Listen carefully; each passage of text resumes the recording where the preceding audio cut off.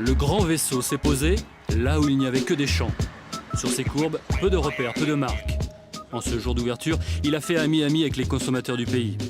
Accès en voiture en passant sous les arches, parking arboré, navette électrique à disposition pour faire le tour du cercle et animation spéciale tout au long de la promenade menant à ses 50 magasins.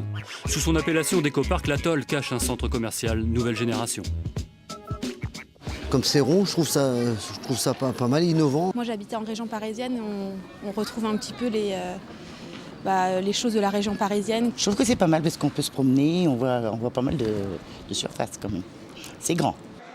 Le nouveau venu se positionne sur l'équipement de la maison, des enseignes spécialisées dans le bricolage, l'électroménager, le multimédia et un géant français du meuble pour sa toute première implantation dans les Pays de la Loire. 90% des surfaces de magasins sont déjà louées. En fait, l'équipement de la maison, on ne peut pas tellement le mettre dans les centres-villes. Et donc, ça permettait de créer un nouvel outil commercial à Angers, moderne, mais tout en montrant que l'objectif n'était évidemment pas de concurrencer le centre-ville. Et je dois dire que nous avons fait un effort particulier pour justement ne pas concurrencer le centre-ville d'Angers et apporter des commerces qui soient complémentaires. Le nouveau complexe a donc étudié de près le marché et ses concurrents potentiels déjà installés. Sa zone de chalandise, l'agglomération angevine, 300 000 habitants et des ambitions dans les départements voisins.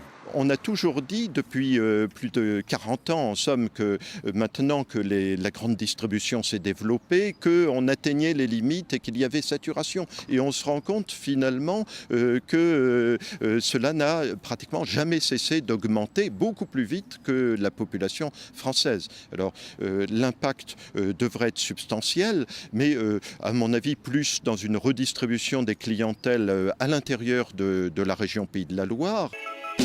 Le temple de la consommation ne croit pas à la crise. En ouvrant, il a réussi son coup, relancer le lèche-vitrine.